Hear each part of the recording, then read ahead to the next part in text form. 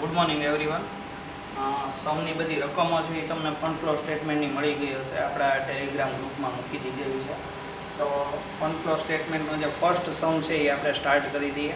તો સૌથી પહેલાં તમે જોશો તો મેં તમને લાસ્ટ ટાઈમ ડિસ્કસ કર્યું હતું કે કોઈ પણ સમ આપણે ફંડ ફ્લોનો કાઉન્ટ કરવો તો સૌથી પહેલાં આપણે statement showing changes in working capital, necessary accounts, profit and loss adjustment account અને આપણું જે ફંડ ફ્લો સ્ટેટમેન્ટ છે એ એટલે કે 4-5 પ્રકારની વસ્તુઓ છે અથવા તો 4-5 પ્રકારના સ્ટેટમેન્ટ અને એકાઉન્ટ્સ છે આપણે શું કરવા પડશે, પ્રિપેર કરવા પડશે.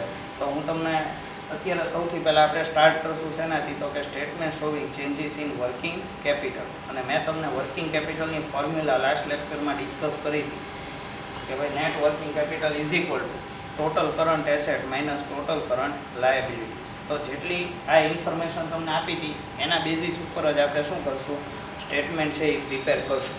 હવે જે પણ આપણી પાસે બેલેન્સ શીટ છે એમાં 2016 અને 2017 એ રીતના બે ફાઇનાન્શિયલ યરવાળી બેલેન્સ શીટ આપણને અવેલેબલ કરી છે. તો એ જ પ્રમાણે જે સ્ટેટમેન્ટનું ફોર્મેટ લાસ્ટ લેક્ચરમાં દેખાડ્યું હતું એ જ પ્રમાણે આપણે પ્રિપેર કરીને દાખલો ગણવાની શરૂઆત કરી દઈએ. તો સૌથી પહેલાં statement showing changes in working capital.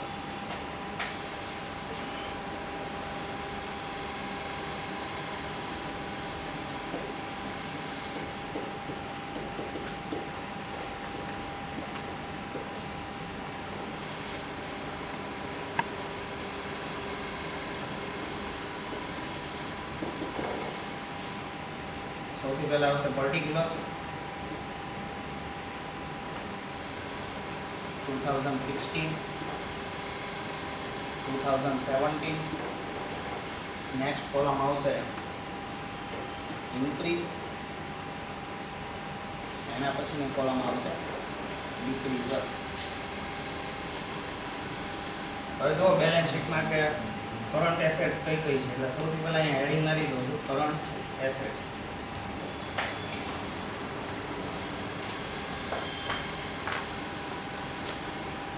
તો સૌથી પહેલાં આપણે બેલેન્સ શીટમાં ચેક કરીએ તો કરંટ એસેટ્સમાં કઈ કઈ આઇટમ્સ આવશે એ ચેક કરી લો. ફર્સ્ટ ફિક્સ એસેટ, તો ફિક્સ એસેટ છે એમાં આવે નહીં. પછી તો કે સ્ટોક, ડેટર્સ એન્ડ બેંક બેલેન્સ. આ ત્રણ આઇટમ્સ છે એ જે કરંટ એસેટના ક્રાઇટેરિયામાં બંધ આવે છે, અથવા તો ત્રણ ક્રાઇટેરિયા છે એ એવા છે કે જે કરંટ એસેટમાં આવે છે.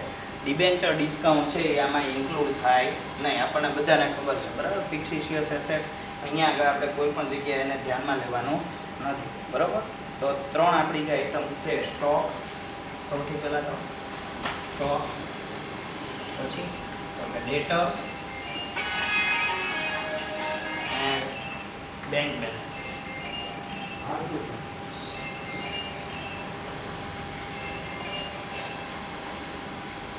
હા, એ વિડીયો અપલોડ કરી દેશે એટલે એ શૂટિંગ જ કરે.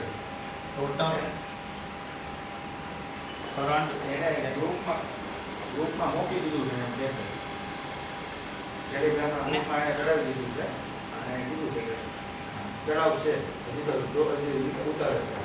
Current liabilities. બરાબર, કરંટ લાયબિલિટીઝમાં આપણે ચેક કરીએ તો preference share capital, equity share capital, share premium, debentures, propose dividend અને પ્રોફિટ એન્ડ લોસ એકાઉન્ટ. આ બધી વસ્તુઓ નહીં આવે. માત્ર એક જ આઇટમ છે એ તમારે ધ્યાનમાં લેવાની છે, કરંટ લાયબિલિટીઝ. આમ જોઈએ તો જે પ્રપોઝ ડિવિડન્ડ છે એ પણ આમ જોઈએ તો કરંટ લાયબિલિટીઝમાં જ આવે, પણ એની ઇફેક્ટ છે એ આપણે ડાયરેક્ટ ફંડ ફ્લો સ્ટેટમેન્ટમાં આપવાની થશે. એટલે અહીંયા આગળ કોઈ પણ જગ્યાએ આપણે આપવાની થતી નથી. ઓકે, એટલે કરંટ લાયબિલિટીઝ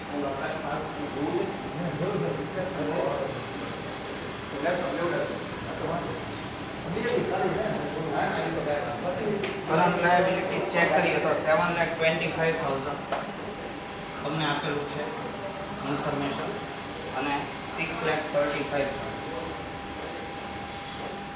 ઓકે, એ જ રીતે કરંટ એસેટમાં આપણે ચેક કરી લઈએ તો સ્ટોકમાં 6,60,540 અને 2017ની બેલેન્સ છે 4,91,800. 4,91,800.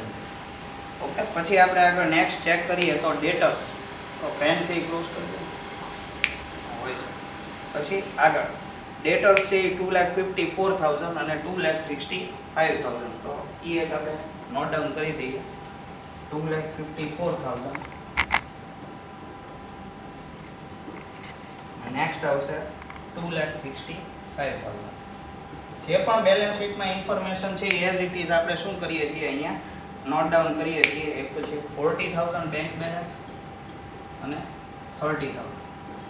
હવે તમને લાસ્ટ લેક્ચરમાં જે રીતે અમે ડિસ્કસ કરતી વખતે તમને કીધું હતું કે જે પણ ઇન્ક્રીઝ કે જે પણ ડિક્રીઝ આવે છે એ આપણે અહીંયા આગળ નોટ ડાઉન કરવાનો છે. એટલે ઇન્ક્રીઝ ડિક્રીઝ છે એ આપણે કેલ્ક્યુલેટરમાં એક વખત લઈ લઈએ. તો સૌથી પહેલાં આપણી પાસે કરંટ એસેટ છે. જુઓ તો કેટલી એની અમાઉન્ટ છે તો કે 6,60,540. એમાંથી એની બેલેન્સ 2017માં 4,91,800. હવે આટલું જોઈને સિમ્પલ તમે ઇઝીલી કહી શકો એક કોમર્સ સ્ટુડન્ટ આપણે છીએ આપણે તમે ઇઝીલી તમે કહી શકશો કે સર આમાં તો ઇન્ક્રીઝની બદલે શું થયું છે એમાઉન્ટમાં ડિક્રીઝ થયો છે. તો જે પણ બેલેન્સ છે અહીંયા ઇન્ક્રીઝમાં તમારે કોઈ બેલેન્સ લખવી નહીં પડે. સીધી આપણે શું લખશું ડિક્રીઝમાં. એટલે કે 6,60,540 માઇનસ 4,91,800. તો ડિફરન્સ આવશે 1,68,740. ઓકે. પછી આપણે નેક્સ્ટમાં ચેક કરીએ તો નેક્સ્ટ બેલેન્સ છે એ ડેટર્સની છે 2,54,000 અને 2,65,000. તો 2,65,000 માઇનસ 2,54,000 એટલે કે 11,000 નો શું છે ઇન્ક્રીઝ છે. એટલે ત્યારે ડિક્રીઝની કોલમમાં તમારે કાંઈ લખવાનું નથી. અને બીજું તમે અહીંયા આગળ જુઓ તો 40,000 માંથી બેલેન્સ છે એ કેટલી થઈ ગઈ છે 30,000. એટલે કે ઇન્ક્રીઝની બદલે શું થઈ ગયું છે ડિક્રીઝ. તો અહીંયા આગળ ડિક્રીઝમાં તમારે 10,000 રૂપીસ છે એ લખવાના થાય. બરાબર. બાકી અહીંયા કરંટ લાયબિલિટીઝમાં ચેક કરીએ તો એમાં પણ કોઈ ઇન્ફોર્મેશન બીજી આપેલી નથી. પણ જે ઇન્ફોર્મેશન અવેલેબલ છે આપણી આગળ 7,25,000 એમાંથી નેક્સ્ટ યરમાં જે બેલેન્સ આવી એ કેટલી છે તો કે 6,35,000. 6,35,000 એટલે કે 90,000 રૂપીસ. જો અહીંયા ખાસ યાદ રાખજો કરંટ એસેટમાં જ્યારે એમાઉન્ટ ડિક્રીઝ થતી હતી તો આપણે ડિક્રીઝ કોલમમાં એમાઉન્ટ છે એ નોટ ડાઉન કરતા હતા. જ્યારે ઇન્ક્રીઝ થતી હતી તો આપણે ઇન્ક્રીઝવાળી કોલમમાં નોટ ડાઉન કરતા હતા. બરાબર. પણ જ્યારે કરંટ લાયબિલિટીઝ આવશે ત્યારે તમારે શું કરવું પડશે તો કે તમારે એસેટ કરતાં ઓપોઝિટ ઇફેક્ટ આપવી પડે. મીન્સ તો કે અહીંયા આગળ જો ડિક્રીઝ થયો હોય તો તમારે ઇન્ક્રીઝવાળી કોલમમાં લખવાનું અને જો એમાઉન્ટ ઇન્ક્રીઝ થઈ હોય લાયબિલિટીમાં તો તમારે ડિક્રીઝ થાય. એટલે કે ઓપોઝિટ ઇફેક્ટ આવે. કેમ તો કે કરંટ એસેટની ઇફેક્ટ આપણે પ્રોપર આપીએ છીએ. જો અહીંયા આગળ ડિક્રીઝ થયો તો આપણે ડિક્રીઝની કોલમમાં લખ્યું, ઇન્ક્રીઝ થયો તો ઇન્ક્રીઝની કોલમમાં લખ્યું, ફરીથી આપણે જોયું તો ડિક્રીઝ થયો તો ડિક્રીઝની કોલમમાં. બરાબર. આપણે આ બરાબર રીતે લખીએ છીએ. તો હંમેશા કરંટ એસેટ કરતાં લાયબિલિટીઝ છે એની ઇફેક્ટ કઈ રીતે આ થઈ જાય તો કે ઓપોઝિટ ઇફેક્ટ છે એ તમારે આપવી પડે. અને એનો જે ડિફરન્સ છે એ કેટલો છે 90,000. એટલે અહીંયા આગળ ડિક્રીઝ થયો હોવા છતાં ડિક્રીઝમાં ન લખતા આપણે શું કરવાનું છે ઇન્ક્રીઝવાળી કોલમમાં છે એ આપણે લખવું પડે. બરાબર. એટલે કે 90,000. હવે અહીંયા આગળ બંનેનો ટોટલ થઈ જશે. એટલે કે ટોટલ કરંટ લાયબિલિટીઝ અને અહીંયા આગળ હું શોર્ટ ફોર્મમાં જ લખી નાખું છું બી. બરાબર. એટલે અહીંયા આગળ તો ટોટલ જે એમાઉન્ટ છે એઝ ઇટ ઇઝ રહેશે 6,35,000. બરાબર. અને ઉપરની એમાઉન્ટ છે એનો આપણે શું કરી નાખવાનો ટોટલ કરી નાખવો પડે 6,60,540. તમે પણ આવી રીતે કેલ્ક્યુલેટરમાં તે કેલ્ક્યુલેશન કરજો. મારી આગળ બુકમાં તૈયાર આન્સર છે છતાંય હું ટોટલ કરું છું તો તમે કરજો તો તમને ઘરે ખ્યાલ આવશે. બાકી આમાં શું થાય કે એક વખત આપણે દાખલો પ્રેક્ટિસમાં નહીં લઈએ ત્યાં સુધી આપણને પ્રોપર આઈડિયા આવે નહીં. એટલે એ એક તમે ઘરે છે એ આ વિડીયો જોતાં જોતાં પણ તમારે કેલ્ક્યુલેટરમાં છે એ બધું કાઉન્ટ કરતા રહેજો. બાકી આન્સર તો શું છે કે મળવાના જ છે. 4,91,800.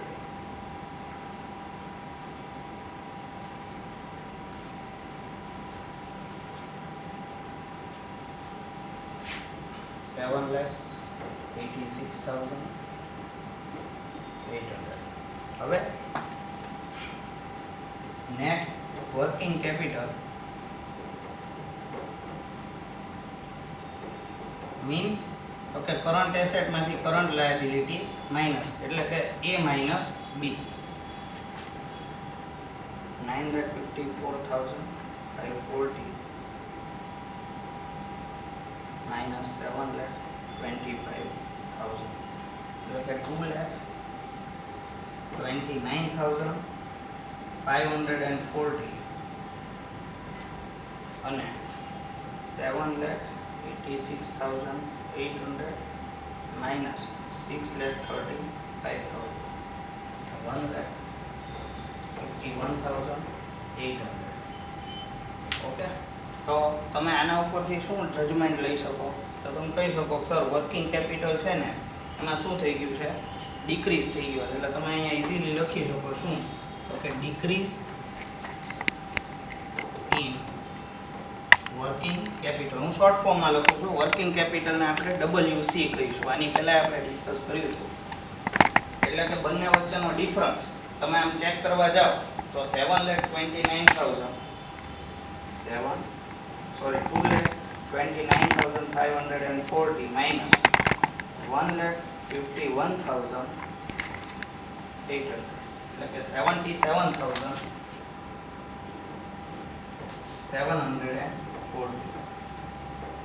એટલે તમારે જે ટોટલ કરવાનો છે એ આ બંનેનો ટોટલ બે બાજુ સેમ આવી જશે. 2,29,540 અને અહીંયા પણ 2,29,540. પછી તો કે આ જે કોલમ છે ઇન્ક્રીઝ ડિક્રીઝ એનો પણ તમારે ટોટલ છે એ કરવો પડે. એટલે કે 1,68,740 પ્લસ 10,000, એટલે કે 1,78,740.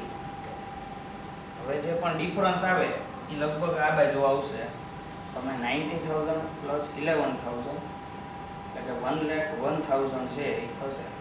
બરાબર, આમાંથી માઇનસ કરીએ 1,78,740.